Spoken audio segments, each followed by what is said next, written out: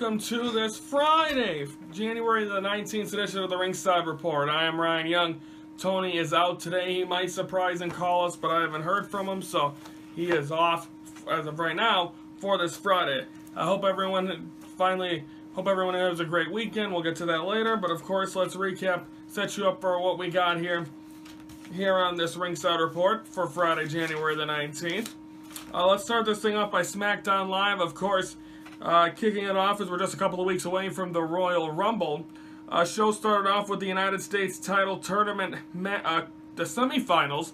Both matches would take place. It would be Jinder Mahal defeating Xavier Woods in advance into the finals. Then the U.S. title tournament, second match tournament of the match, it would be Bobby Roode defeating Mojo Rawley. So them two would be in the main event. Them two would be in the match. Then, a little bit later on, Jinder Mahal would bring out the Singh brothers to try to attack Bobby Roode. But then, when that happens, Daniel Bryan's going to be, you know what, we're going to have the U.S. title finals tonight, and that would be in the main event.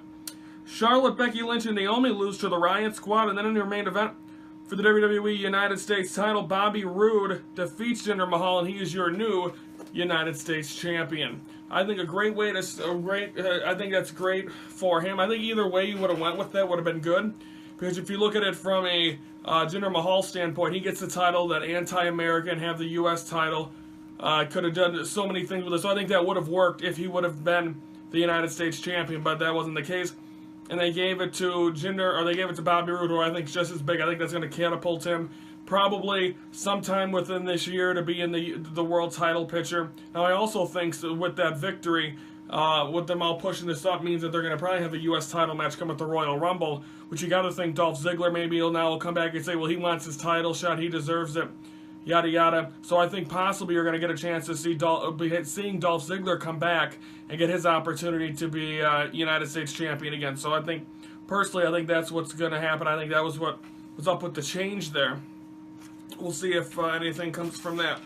But congratulations to Bobby Roode, who's your new United States champion, and is from Canada. So either way, whoever would have won that match, not a U.S. citizen. Then the premiere of the Mixed Match Challenge, we had Finn Balor and Sasha Banks defeat Nakamura and Natalya. So therefore, and it's going to be a 12-week tournament.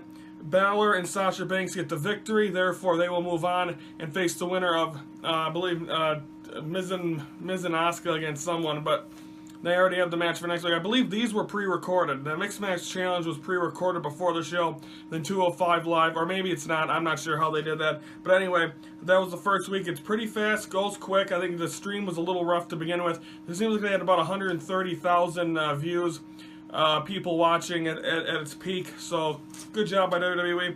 Good start, 11 more weeks to go, so we'll see how that goes. And then finally for 205 Live, Grand Metalik defeats TJP. Goldust and Cedric Alexander come out and Goldust interviews Cedric Alexander, because now the Cruiserweight title match will take place next Sunday at the Royal Rumble. Then Enzo comes out and says, you're not going to win it, and he says, you should try to get to me, Goldust, because Goldust wanted to fight Enzo. He's like, you have to go through my three guys. Well, guess what? Goldust defeats Drew Gulak, Daivari, and Tony Nese. So congratulations to them. Good job to Goldust. Again, that match coming up should be exciting. Is it time for Cedric Alexander to shine, or is it still time for Enzo Amore? A lot of people do like Enzo. I personally have worn thin of him. We'll see which way they decide to go with the Royal Rumble. Again, this match is supposed to happen. It got canceled because I believe Enzo was sick. Then Enzo got hurt during the match. So there's been a lot of hoopla, so we'll see what happens there. But that was SmackDown Mixed Match Challenge 205 Live. So that is a busy, and that'll be how Tuesdays go pretty much through March. Again, it's 12 weeks, so three-month schedule, I guess, for Tuesday nights. But I think overall, good success for the Mixed Match Challenge. Again, they get to the point, they get it going, quick match, ends about 20 after. Then they get that opportunity to get to do a little bit of 205 Live. So 205 Live going to be a little bit more rushed, which might leave it to giving some more time on Raw. We're taking time out here on the Ringside Report. When we come back, we're going to recap Ring of Honor and NXT. That's next on the Ringside Report.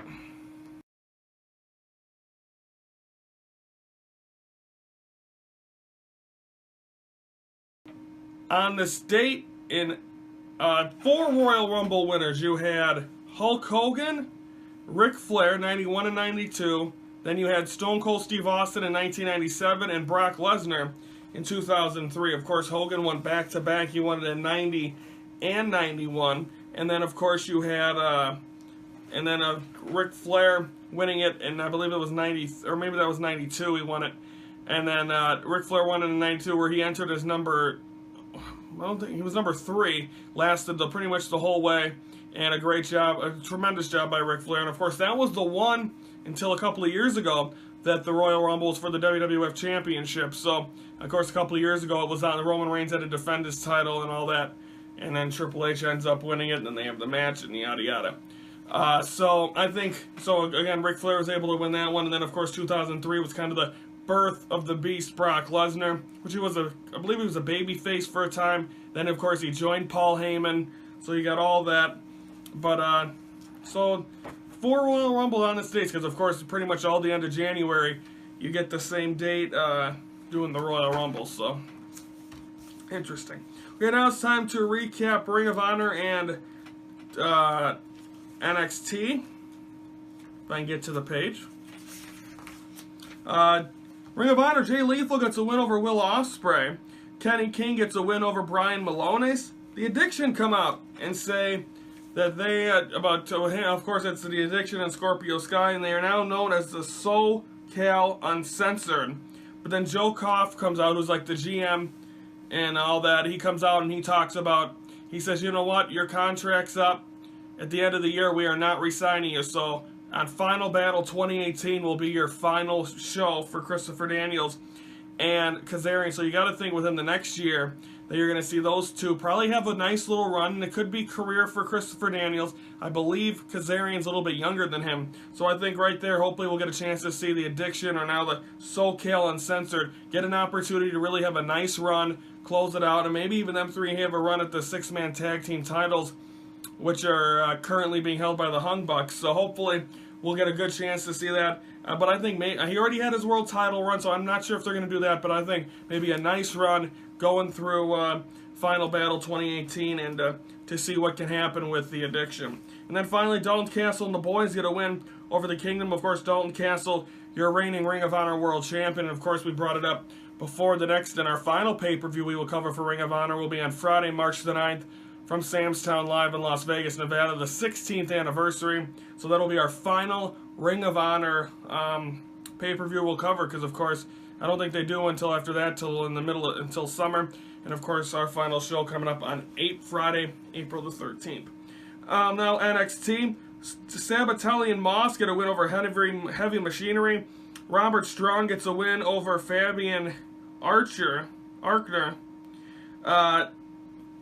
Lacey Evans gets a win over Aaliyah. Then after the match, Lacey Evans says she's going to call out this one and that one. Well, then all of a sudden, Shayna Baszler comes out and just walks right by her and goes and attacks Aaliyah. But then Ember Moon comes out and makes Ember Moon comes out and says, you know what, you want a title shot, you get it whenever you want. And then Shayna Baszler says that will take place at TakeOver Philadelphia. So we have another match set. The NXT Women's title will be on the line at NXT TakeOver Philadelphia a week from tomorrow.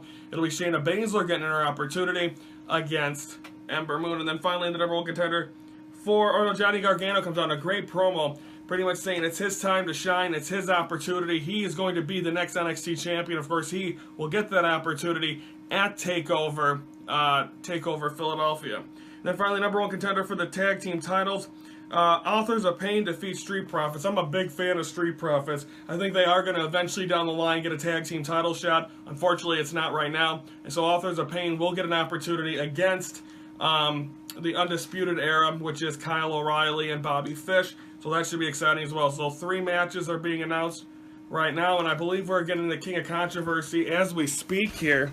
Let's see if we can get this going. And we'll see. Smoody, are you with us? Smoothie's on mute. Hang on. Smoothie, you there? Yeah, I'm here.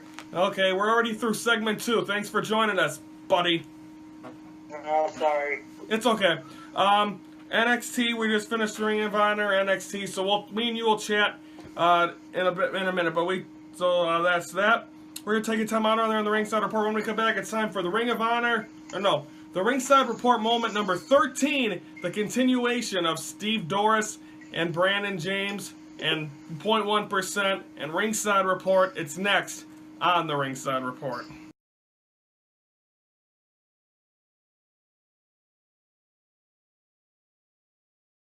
Yeah.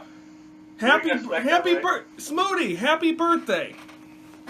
All right. It is happy birthday to Pat Patterson. It's Pat Patterson, R-Truth. Did you know R-Truth is in his 40s? I didn't. Oh my god. I didn't know because all these wrestlers are getting old. And of course, a happy 30th birthday to Tyler Breeze. Congratulations. Everyone, enjoy yourself. Have a nice day. And their birthday's on a Friday. That's even a bigger win. Yes. We talked about Smackdown. Your thought on the Mixed Match Challenge. How'd you like it? It was pretty good. I like how they make it a tournament now where when you win, you keep continue. If you lose, you're out. That's it. Yep. So now Finn Balor and Sasha Banks advance. Nakamura and Natalya. I thought that was a strong team. Unfortunately, they're gone. Natalya worried about. We're having faulty connection again. Oh. Yeah, I'm here. Okay. We're having a bad connection again. It's okay. But I was saying,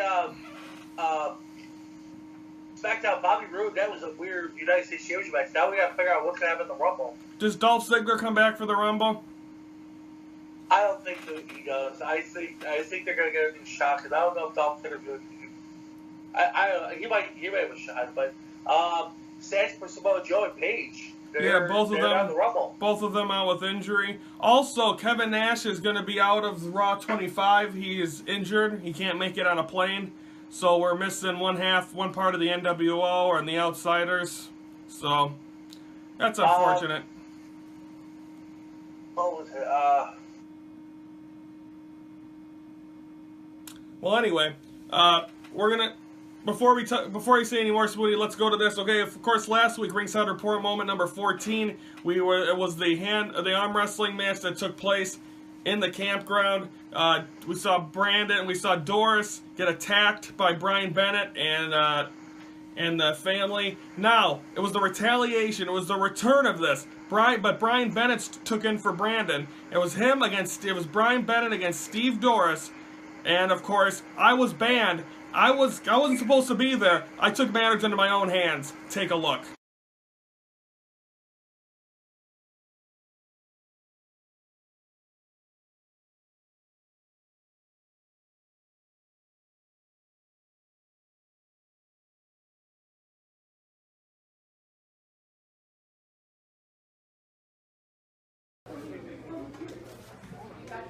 Don't be scared.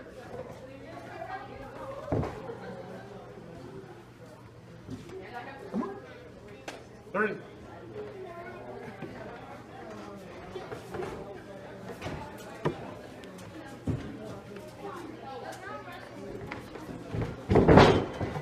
Come on.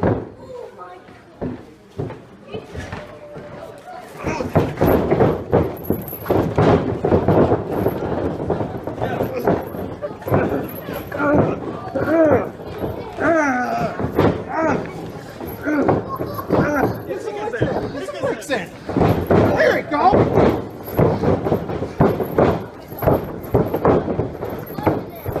guys.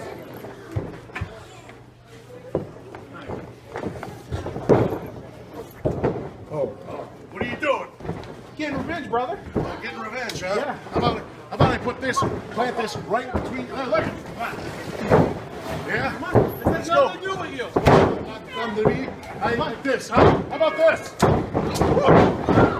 Oh, wait a minute. Wait a minute now. No, get it. No. I got something for you later, buddy. Don't worry about me. You worry about yourself. I got something for you. I got something for you. It's coming later today. Don't worry. You'll be seeing me again. I'm hoping. You and me.